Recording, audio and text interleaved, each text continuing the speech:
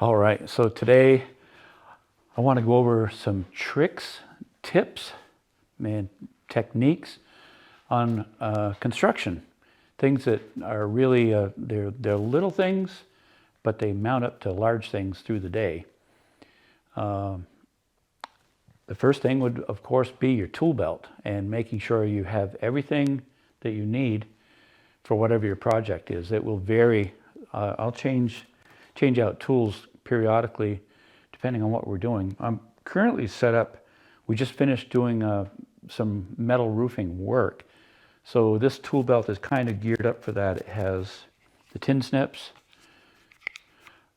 These are left-handed tin snips for the cut. And these are right-handed. You can see that they're set up, they're opposite of the way they would cut.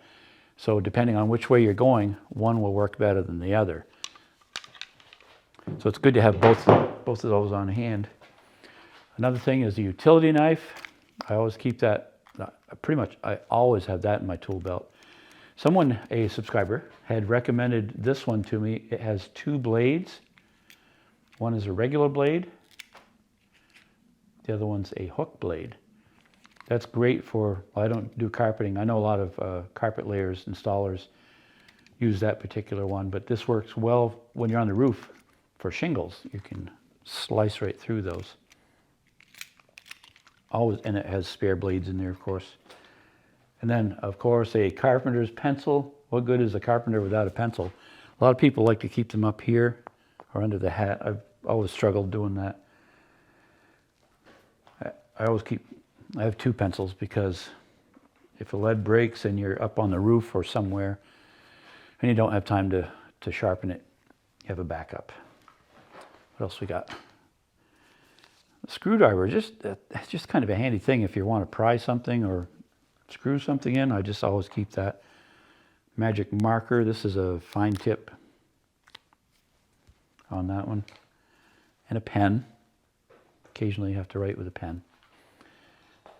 Chalk line. I'll be using this to demonstrate something else in a little bit. Chalk lines are for snapping lines, of course. I used to use speed wind all the time, and it seemed like they wouldn't go, I use them every day, it wouldn't go a month or two, and the string would break, and then it would back up. So I went to just a regular slow wind. Kind of bugs the other guys because it's so slow, but they pick on me. Anyway, wireless mic. Not the part of everybody's tool belt. I always have a pair of gloves with me if I'm doing roofing. They're a rubber grip and they're thin so that during the summer your hands don't get all sweaty and so on.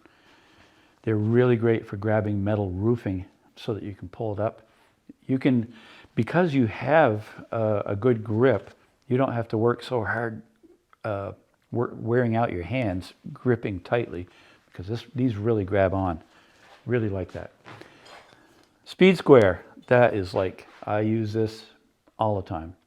It has a lot of the measurements so you can mark angles and so on, or just draw a straight line across a board or a stud or something. Then, so on these two belts over here, pouches, are the screws and nails, fasteners, for whatever the project might be. So in planning ahead, you want to make sure you have the right ones in there so that you're prepared for that. Currently, that's all I have in my tool belt at this point. Again, if we were doing finish work, might have a different setup, different arrangement. For roofing screws, of course, you have a bit that's all set up for that. It's magnetic, just like that. Okay, I don't have a piece of metal roofing here. This is another little tip. If you're sometimes on a roof, I don't pre-drill. A lot of people like to pre-drill. I tried it a few times and it seemed like I was always breaking bits.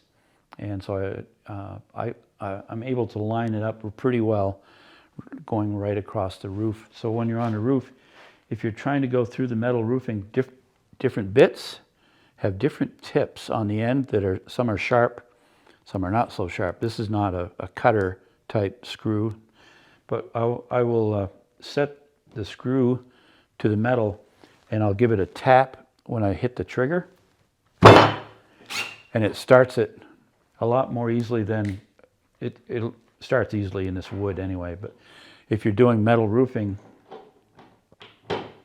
sometimes that's a struggle, especially if you're out here. So a nice little tap helps that to go in. I like that a lot. All right, let's move on to some other things. All right, so we have a little tip that I want to use. This is just a 1x4. When we're framing walls, quite often, I looked around and I couldn't find any warped lumber, which is highly unusual based on lumber. It's usually somewhere it's warped. This one's pretty straight, but I wanted to show you if that end is already nailed to a plate and you're getting ready to nail a plate on the end here, you can use a pipe wrench or just a regular wrench or something, and you can flex that to straighten the twist in the lumber. You can. It's real easy to do it with a 1x4. 2x stock is a little harder, but it still is. You can easily flex it 1/2 inch if needed. Works really great.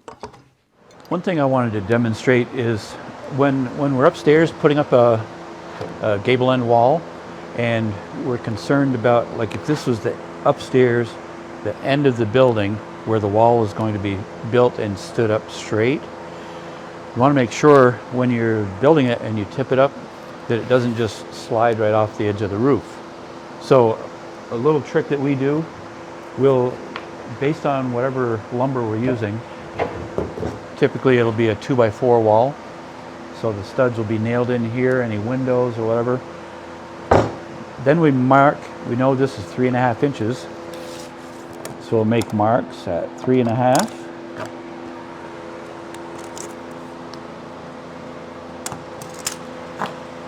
The full length. Then we'll snap a line.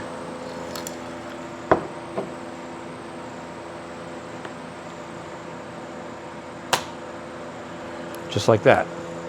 So there's a lot of little things involved with this.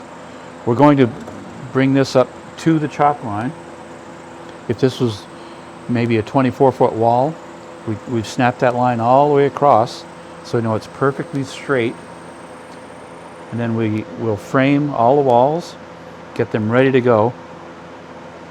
And then we're going to make like a piano hinge. You know how the cover of a piano opens and closes? It'll be similar to that.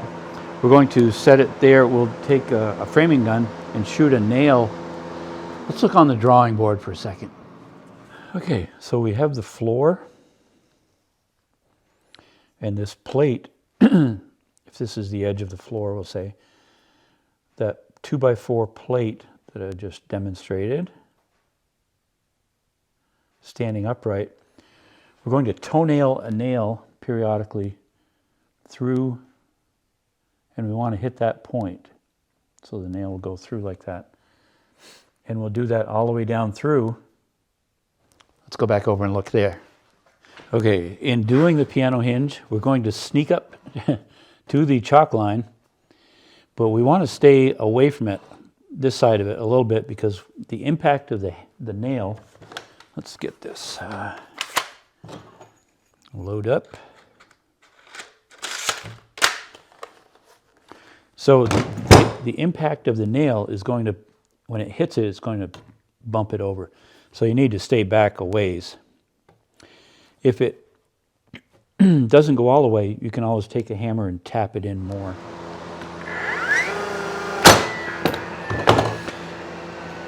Right dead center there. So it's right on the line.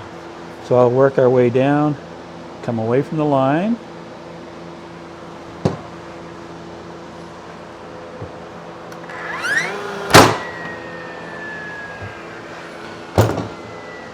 can see it's away from the line a little bit there, so we'll tap that in. Perfect. And again, I'm staying away from the line.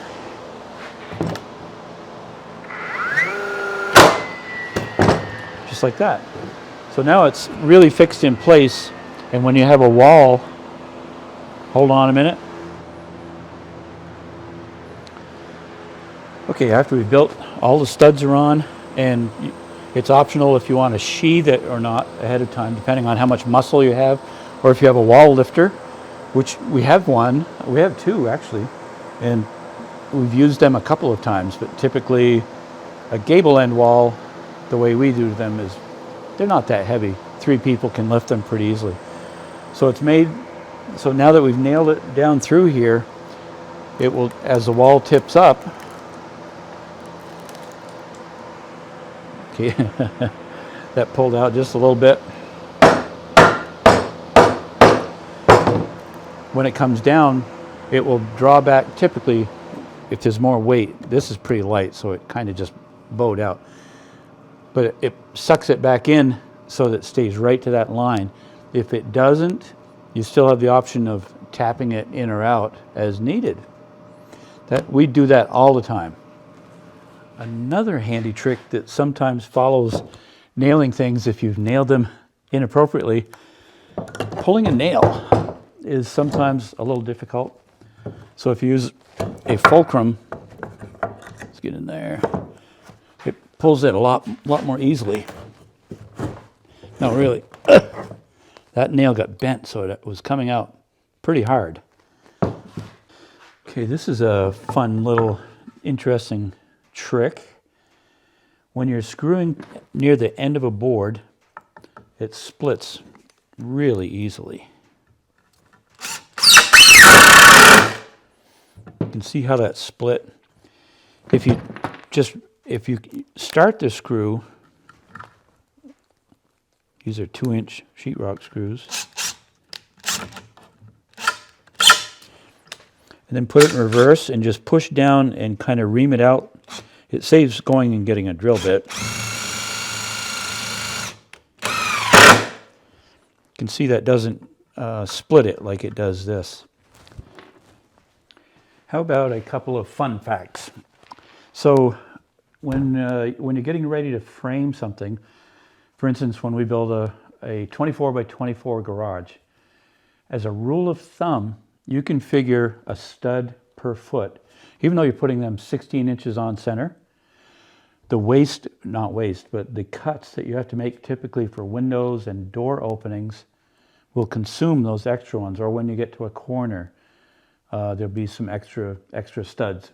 So a 24 by 24 garage typically is 96 feet all the way around. So I know I need 96 2x4s. So I'll order that, and typically it's really close. Whatever left over is, if I build some, as I build them up, I'll use them towards the next garage. That's that little fun fact. Another thing, how about figuring out, let me get some other lumber, hold on. And so here, let's talk about rules of thumb. I don't know where that saying came from, but it obviously did. So I have a 2x4, 2x6, 2x8, 2x10, 2x12. So a lot of people ask, what dimension lumber should you use for floor joists for different spans? And there is a quick formula that you can use for typically residential construction. For if let's see, if your building is 24 feet, you're usually going to have a carrying beam in the middle, so that would cut it back. The length would be half of that, 12 feet. So to figure out what the dimension of the lumber should be, 2 by whatever, you take that length, here, hold on, so you take that length, divide it by 2, and then add 2 inches to that. So if you have a 12-foot span, I might show it on the drawing board. Hold on. Okay, so if you have a wall here and a wall here, say this span is 12 feet. You're going to divide that by 2, so you end up with 6 feet, or 6, I'm sorry, forget the feet. Divide the 12 by 2 is 6, then you add 2 to that. So it's going to give you an 8-inch height in your dimension. So in a 12-foot span, typically in residential construction, 16 inches on center. There's a lot of detail to that as well. You can use a 2x8 for a 12-foot span, 16 inches on center. If you go 24 inches on center, you're going to have to upsize that probably to a 2x10. If you go a foot spacing instead of 16, I'm not sure of that formula. I don't know if that works or not. Anyway, so if it's, where's my magic eraser here? It's a really good formula to go by as a rough gauge. So if you're 16 feet, we'll say, divide that by 2 and add 2 inches. It's going to give you 10 inches. So that's a 2x10 to go 16 feet. I think that makes sense. So here's another little detail. Suppose, so this happened a couple of years ago. I did this. You have a floor system, and somebody wants a cantilever deck out here, say 6 feet.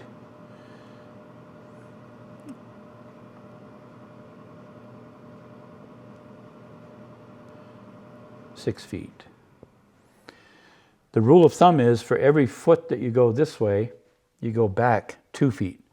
So 6 doubled is 12 feet. So that would be 18 feet total from here to wherever this point might be 18 feet.